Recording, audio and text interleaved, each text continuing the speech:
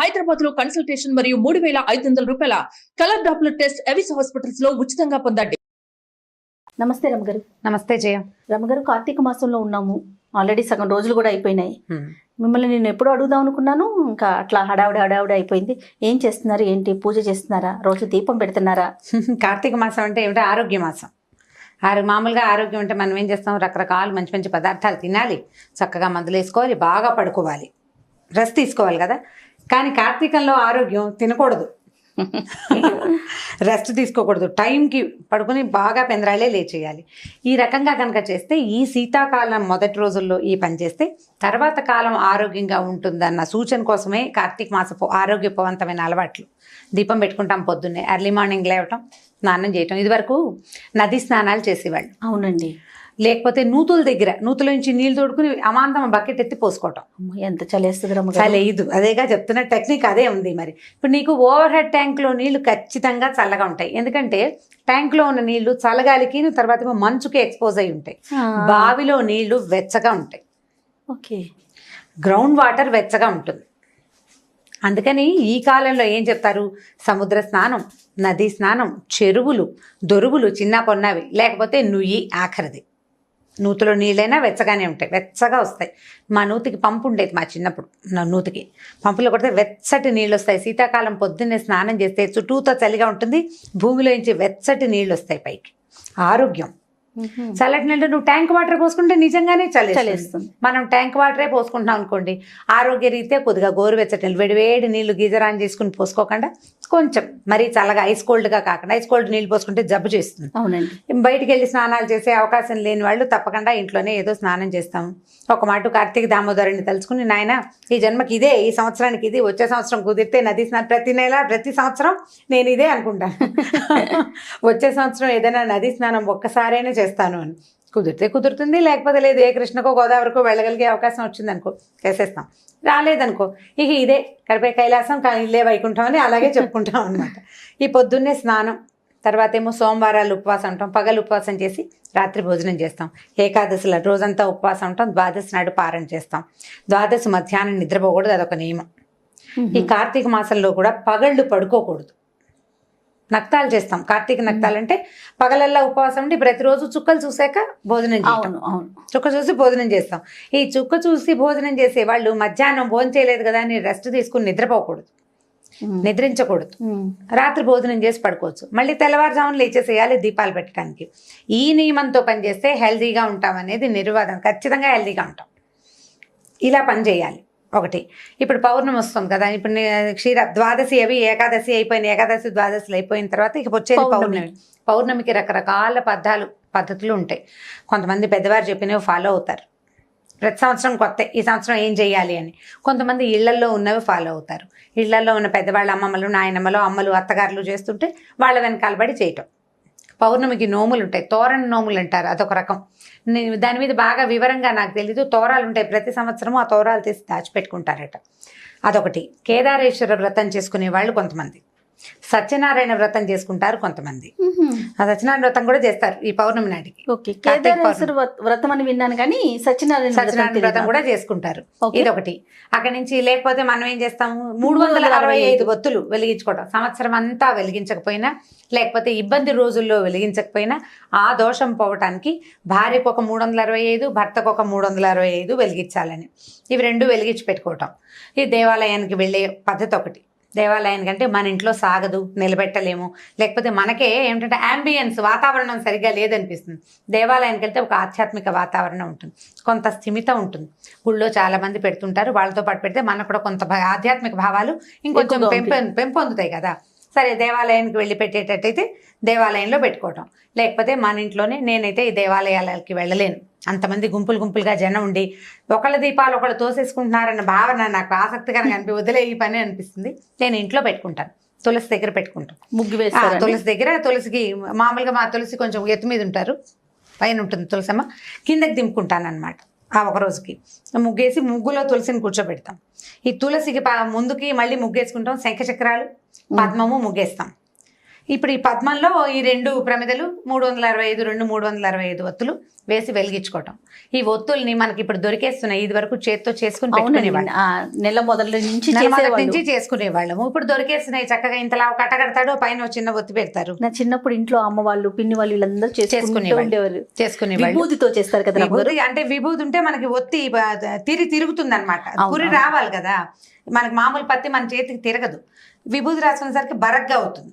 ఈ బరక మీద తిరిగి చక్కగా ఇలా తిరిగి మనకి బాగా వస్తుంది. అప్పుడు దారపు ఒత్తులతోటి చేసుకుంటాం. ఇది ఒక పద్ధతి. ఇప్పుడు దీన్ని ఏం చేస్తాము, ఈ 365 ఒత్తులు అంటే అప్పటికప్పుడు వెలిగిస్తే వెలగదు. దాన్ని ఏం చేస్తామంటే పొద్దున్నే మనం దేవతార్చన చేసుకునేటప్పుడు పొద్దున్న దీపం పెట్టుకునే అలవాటు ఉన్నవాళ్ళు లేదా దేవతార్చన పద్ధతులు ఉన్నవాళ్ళు అప్పుడే ఆవు నేతిలో కనుక తడిపి ఉంచితే సాయంకాలం దీపం నిలిచి కాలుతుంది. మార్నింగ్ పెట్టేస్తే పొద్దున్న నానబెట్టుకోవాలన్నమాట. నువ్వు సాధారణంగా ఆవు నూనెతోటే చేస్తాం. ఆవు నెత్తి దీపాలే కదా అసలు కార్తీకం అంతా ఆవు నెయ్యే వాడుకుంటాం కదా. నిలబడి కాలుతుంది అనమాట. అది మధ్య మధ్యలో కొండెక్కిపోకుండా విరిగిపోకుండా స్థిమితంగా కాలడం కోసం, అంటే దీపం నిలబడి వెలగాలి కదా, పూర్తిగా ఆహుతి అవ్వాలన్నది ఒక నియమం. దీపం ఇప్పుడు మనం మామూలు దీపారాధన దేవతార్చన దగ్గర రోజువారీ చేసుకునేటప్పుడు దీపం బాగా నూనె అయ్యే వరకు ఉండటం ఒకటి, దీపం నిలిచి వెలగటం. ఒక్కొక్కసారి ఒత్తులు కూడా ఆహుతి అయిపోతాయి. ఒత్తులు ఆహుతి అయితే చాలా మంచిదని ఒక భావన. ఒక్కొక్కళ్ళు ఆటభేదాలు ఉంటాయి, ఒక్కొళ్ళు ఒక రకంగా చెప్తారు. ఒత్తి మొత్తం ఆహుతి అయిపోతుంది, అది కూడా బాగానే ఉంటుంది. ఈ 365 ఒత్తులు ఆహుతి అయితే బాగుంటుందని 2-3 పెద్దవాళ్ళ దగ్గర విన్నాను నేను. ఇది ఒక విధానం. పల్లెటూళ్ళల్లో అయితే ఏం చేసేవాళ్ళం అంటే ఈ 365 ఒత్తులు వేసేటప్పుడు దీపాలని చెరువులో వదిలిపెడతారు. జ్వాలా తోరణం అంటారు. ఈ జ్వాలా తోరణానికి దేవాలయాల దగ్గర చేస్తారు ఒక విధానం. దేవాలయాల బయట అంటే చిన్న చిన్న గుళ్ళల్లో చెయ్యరు, ప్రమాదాలకి దారి తీస్తుంది. పెద్ద ప్రాంగణాలు ఉండే దేవాలయాల దగ్గర ముఖద్వారం దగ్గర ఏం చేస్తారంటే గడ్డితో తోరణం ఏర్పరుస్తారు. ఈ సాయంకాల అర్చన అయిన తర్వాత అవి వెలిగిస్తారనమాట. ఈ తోరణం ఈ స్వామిని ఊరేగింపుకి తీసుకొస్తారు శివాలయాల్లో నుంచి. ఆయన బయటకు వస్తాడు, ఆ జ్వాలా తోరణం కింద నుంచి స్వామి లోపలికి వెళ్తాడు. ఆయనతో పాటు ఆ తోరణం కింద నుంచి మనం వెళ్తే గనక చాలా గ్రహ పీడలు అవి తొలుగుతాయని ఒక నమ్మకం. గడ్డి తోరణానికి ఏమైనా ప్రత్యేకమైన కథ ఉందా రమ్మగారు? ఇవి తెలియదు, అట్లాగే చెప్తారు జ్వాలా తోరణం అని. కానీ చిన్నప్పున్న దేవాలయాల్లో ఇది పెట్టుకోరు. ఈ జ్వాలా తోరణంతో పాటు శివుడితో పాటు మనం లోపలికి వెళ్తాం. అయ్యవారు లోపలికి వెళ్తాడు, ప్రదక్షిణ చేయిస్తారు, ఆయన బయటకు వస్తాడు, ఊరేగింపుకి వస్తారు. తిరిగి స్వామి లోపలికి వచ్చేటప్పుడు ఈ జ్వాల వెలిగిస్తారు. ఈ తోరణం కింద నుంచి అయ్యవారు లోపలికి వెళ్తాడు, ఆయన వెనకాలే భక్తులందరూ హరోహర అని లోపలికి వెళ్తారు. ఈ తోరణం కింద నుంచి వెళ్తే ఈ సంవత్సరపు గ్రహపీడలు అనారోగ్యాలు అవి తొలగిపోతాయని ఒక నమ్మకం. అన్ని దేవాలయాల్లో చెయ్యరు. ఇప్పుడు మనకు సమర్థంగా ఉంటాయి సిటీల్లో దేవాలయాలు, అక్కడ కొంచెం తక్కువ. సిటీకి కొంచెం దూరంగా ఉండే శివాలయాల్లో ఇవి కనపడుతూ ఉంటాయి. ఇది చేస్తారు ఒకటి. అక్కడి నుంచి అరటి దొప్పల్లో దీపాలు పెడతారు, నీళ్ళల్లో వదిలిపెడితే ఈ నీటిలో కూడా జ్వాల వరుసగా అలా దీపాల వరుస నీళ్ళల్లో కదులుతూ వెళ్తూ కనిపిస్తుంది. నదీ పరివాహక ప్రాంతాల్లో ఎక్కువగా కనిపిస్తుంది. మనం ఇక్కడ నీళ్ళే ఉన్నాయి, ఒక టబ్బుతో నీళ్ళు పెట్టుకుని నీళ్ళల్లో వదిలిపెట్టడమే ఒక శాస్త్రం కింద. బకెట్లో వదిలిపెట్టామని టబ్బులో వదిలిపెట్టామని చెప్తారు. టబ్బులో వదిలిపెట్టడం ఏమంత శాస్త్రసమ్మతమైన సంగతి కాదు. మనకి వేరే ఆప్షన్ లేదు కాబట్టి బాత్రూంలో స్నానం చేసినట్టుగా టబ్బులో వదిలిపెట్టడం. జ్వాలని నది పరివాహక ప్రాంతాల్లో కనుక కాలువలో వదిలేమనుకో, కాలువతో పాటు ఆ జ్వాల ముందుకెళ్తుంది, దీపం ముందుకెళ్తుంది. ఇప్పుడు మనం అరటి దొప్పల్లో ఏం చేస్తారు, చిన్న మూతలతోటి హోల్స్ లాగా చేసి అందులో ఆవునేతి దీపం వెలిగిస్తాం. అది నీళ్ళలో వదిలిపెడితే ప్రవాహ వేగానికి ఆ జ్వాల ముందుకెళ్ళిపోతుంది, దీపం ముందుకెళ్తుంది కదా. అలా వెళ్తున్న వరుస ఆ దారిలో ఉన్నటువంటి చాలా రకాల సూక్ష్మ క్రిములని నాశనం చేస్తుంది. పరివాహక ప్రాంతాలను శుభ్రం చేసే విధానాల్లో ఇదొక విధానంగా భావిస్తారు. పసుపు కుంకుమ పువ్వులు వేసి దీపానికి అర్చన చేస్తారు, ఆ దీపాన్ని వదిలిపెడతారు. అట్లా చాలా దీపాలు ముందుకు వెళ్తుంటే ఆధ్యాత్మిక ధోరణి పెంపొందుతుంది, చుట్టుపక్కల వాతావరణం పవిత్రీకరింపబడుతుంది. ఈ పరివాహక ప్రాంతాల్లో ఉన్న చాలా రకాల అనారోగ్యాలు అవి దూరం అవుతాయని నమ్మకం. పాతకాల పద్ధతులు కదా ఇవన్నీ. అప్పుడు ఇలా అపార్ట్మెంట్లు ఇల్లు ఈ గోళాలు లేవు కదా. అక్కడి నుంచి ఆకాశ దీపాలు పెడతారు, దేవాలయంలో ఆకాశ దీపం పెడతారు. రోజు సాయంకాలం వేసరికి పైకి పెట్టుకుంటారు దీపం. ఇళ్లలో పెట్టలేకపోతాం ఆకాశ దీపం చూడడం. వీటిలలో ఏది కుదిరితే ఇప్పుడు ఇవన్నీ చేయాల్సిందేనంటే అన్నీ ఎక్కడ చేస్తాం, ఏది కుదిరితే అది చేస్తాం. అయితే కార్తీక మాసానికి రకరకాల కథలు చెప్తాం. పురాణం వినొచ్చు, రోజు వారడి పురాణం వింటాం. కార్తీకపు ప్రత్యేకత, ప్రతి రోజుకు ఒక కథ ఉంటుంది. 30 రోజులు 30 కథలు వినగలిగితే మంచిది. ఓకే. పౌర్ణమి నాడు ఒక రోజైనా సరే వాళ్ళు ఉపవాసం ఉంటాము, ఏదో చలిమిడి అవి చేసుకుంటాం. చలిమిడి దీపారాధన చేస్తారు, అది కూడా ఒక పద్ధతి. మా ఇళ్లలో కూడా కొంతమంది చేస్తారు. చలిమిడి చేసి ఆవు నెయ్యి పోసి అందులో దీపం పెట్టి వెలిగిస్తారు. ఆ చలిమిడే ప్రసాదంగా స్వీకరిస్తారు. రాత్రి మళ్ళీ వెన్నెల వచ్చేదాకా భోజనం చేయరు. ఇదొక విధానం. ఎన్ని రకరకాలు. ఇప్పుడు నేను చేసే కొన్ని నాకు తెలిసినవి కొన్ని చెప్తున్నాను నేను. ఇప్పుడు ఇదే విధాయకమా అంటే నేను ప్రతిసారి అదే చెప్తా, ఈ ప్రాంతానికి ఇది విధాయకం. కొన్ని ప్రాంతాల్లో చలిమిడి తినరు, కొంతమంది తింటారు. కొంతమంది పళ్ళు నైవేద్యం పెట్టి పళ్ళే తింటారు. అసలు ఏమీ లేకుండా మంచినీళ్ళతో ఉండేవాళ్ళు కొంతమంది. వాళ్ళ అలవాట్లు, ఊళ్ళు, ఆ పద్ధతులను బట్టి. ఎవరికైనా సాధారణ నియమం ఏమిటి? పగలు ఉపవాసం, రాత్రి భోజనం, దీపం ఖచ్చితమైన నియమం. నువ్వు పొద్దున్న తెల్లవారుజామున లేచి పెడతాను, సాయంకాలం పెట్టలేను, ఆఫీస్కి వెళ్తాను, మరి పొద్దునైనా పెట్టు, నీ కుదిరితే చెయ్యి, ఆ పనైనా చేయాలి నువ్వు. ఇది రెండు రకాలు. పొద్దున సాయంత్రం 2 దీపాలు పెట్టగలిగి ఇళ్లలో ఉండి అవకాశం ఉన్నవాళ్ళు చక్కగా సాయంకాలం కూడా సంధ్య దీపం పెట్టుకుంటే అవన్నీ ఆరోగ్యానికి మంచివి. మనకి ఏంటంటే భగవంతుని చేరడానికి మనం ఎన్నుకున్న రకరకాల మార్గాల్లో ఇది ఒక మార్గం. కార్తీకం చాలా ప్రత్యేకమైన మాసంగా చెప్తాం కదా. పౌర్ణమి నాడు ఇన్ని రకాలు చేస్తాం, 365 ఒత్తులు వెలిగించుకోవటం. నాకు ఇంకొక విధానం ఉంది. ఒక పెద్ద ఆవిడ ఒకసారి చెప్పారు, మామూలుగా ఈ పౌర్ణమి రోజుల్లో పూర్ణచంద్రుడు కనపడతాడు మనకి కదా, ప్రతి చోట ప్రతి ప్రాంతాల్లోనూ చంద్రుడు కనిపిస్తాడు. ఈ చంద్రుడిలో లలితాదేవిని భావన చేసి శ్రీ లలిత చదువుకుని లలితా సహస్రనామం చదువుకుని వెండి పళ్ళెంలో కానీ వెండి గిన్నెలో కానీ పాలతోటి పాయసం చేసి పాయసాన్ని నివేదన చేసి స్వీకరించమంటారు. ఓహో. పౌర్ణమి నాడు గనక ఇట్లా లలిత పారాయణ చేస్తే అది కామ్యమని, కోరిన కోరికలు సిద్ధిస్తాయని, మనశ్శాంతి దొరుకుతుందని చెప్తారు. చంద్రుడు మనఃకారకుడు. మనం మామూలుగా పౌర్ణమి రోజుల్లో సముద్రానికి ఆటుపోట్లు ఎక్కువ అవుతాయి కదా. అవునండి. అందుకని చీకటి పడ్డాక వెళ్ళకూడదంటారు. కొన్ని రకాల కరెంట్స్ ఉత్పన్నమై అవుతాయి, అందుకని పౌర్ణమికి చెప్తారు కదా, పెరుగుతాయి, ఆటుపోట్లు ఎక్కువ అవుతాయి. కానీ కార్తీక పౌర్ణమికి ప్రత్యేకంగా ఖచ్చితంగా సముద్ర స్నానం చెప్తారు. కార్తీక పౌర్ణమి స్నానాలు చాలా విశేషం. కార్తీక స్నానాలే విశేషమైన స్నాన విధులు అవి. పౌర్ణమి నాడు ఈ సముద్ర స్నానం చేయడం ఇంకా విశేషమైంది. పున్నమి చంద్రుడి వీపు కనుక పడితే ఆ సూర్యుడు చంద్రుడు ఈ నెలల్లో ఈ మధ్యలో పౌర్ణమికి వాటికి దగ్గరలో సూర్యచంద్రులు ఇద్దరు ఒక్కసారే ఆకాశంలోకి వస్తారని, ఆ వెలుగులు ఈ నదుల మీద పడడం వల్లే వాటిలలో కరెంట్స్ అంటే అందులో ఉండే శక్తి పెరుగుతుందని చెప్తారు. అందుకు ఈ నదీ స్నానాలు అవి నియమబద్ధంగా చేయాలంటారనమాట. కుదిరితే చేస్తాం, కుదరకపోతే ఇప్పుడు నేను చెప్పాను కదా వచ్చే సంవత్సరం చేస్తానని ఒక దండం పెట్టుకుంటాం.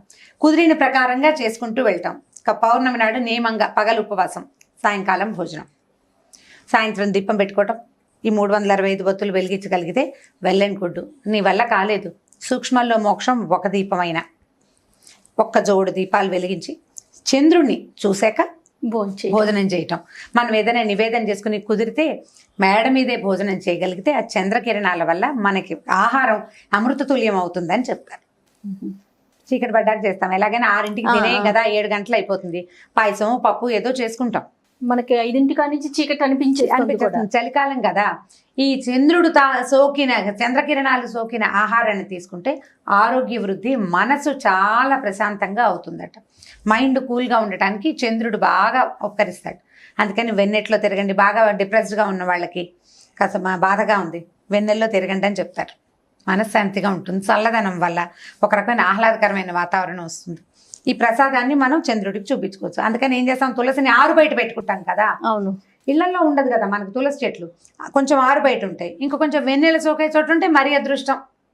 అక్కడే ఏదో చేసిన పదార్థాలు పాయసం అవి తీసుకెళ్ళి నివేదన చేయటం, మనం తులసికి నివేదన చేయటం ఒకటి, చంద్రుడికి నివేదన పెట్టడం రెండో విధానం. ఈ 2 విధానాల ప్రకారం కార్తీక పౌర్ణమిని ఈజీగా సింపుల్గా చక్కగా చేసేసుకోవచ్చు. నేనైతే వీటిలలో దాదాపుగా అన్ని నేను చెప్పిన విషయాలన్నీ నా సొంతమే. ఓకే, 1, 2 మరి ఈ చెరువుల్లో వేటాలు అవి ఈ ఊళ్ళల్లో చేయలేం, మనం చేయలేకపోతాం కదా. ఈ చేయగలిగేవన్నీ చేసుకుందాం. ఎలాగో ఇదంతా హెల్తీ థింగే. ఆవు నెయ్యి తాలూకు కాలిన పొగ ఆరోగ్యదాయకమైంది. అవును, నువ్వుల నూనె పొగ కూడా అలాంటిదే. నువ్వుల నూనె పొగతోటి క్రిములు, సూక్ష్మ క్రిములు నశిస్తాయి. నెయ్యి ఆయుర్వృద్ధి అని చెప్తారు. ఘృతం ఏంటంటే ఆయుష్ను పెంచుదని వేదంలోనే చెప్పబడింది. ఆహారంగా తీసుకుంటే ఎంత వృద్ధో దాని నుంచి వచ్చే పొగని పీల్చినా కూడా అంత వృద్ధి జరుగుతుంది. ఆయుర్వృద్ధి అనే ఖచ్చితంగా ఈ నెలలో ఇది వాడండి అని చెప్తారు. అన్ని నెలల్లోనూ ఆవు నెయ్యి వాడేయాలి అంటే మనకు కుదురుతుంది? కుదరదు. సంవత్సరంలో ఒక్క నెలైనా మీరు ఈ పని చేయండి అంటే చేస్తామని మన పెద్దలు ఈ విధిని మనకు ఏర్పరిచారు. ఆవు నేతి దీపాలు పెట్టండి. వీలయ్యి మీకు బాగా కుదిరి ఇంటి నిండా వాకిలి నిండా దీపాలు పెట్టుకోగలిగితే మహత్తరంగా ఉంటుంది. అవన్నీ చేయలేకపోయినా 2 దీపాలైనా పెట్టుకుని చక్కగా ఆరోగ్యవంతమైన కార్తీక మాసాన్ని మీ సొంతం చేసుకోండి. ఓకే రమ్మ గారు, ఓకే, నమస్తే. ఈ వీడియో కనుక మీకు నచ్చినట్లయితే లైక్ చేయండి, షేర్ చేయండి. మరిన్ని వీడియోస్ కోసం మా ఛానల్ని సబ్స్క్రైబ్ చేసుకోండి.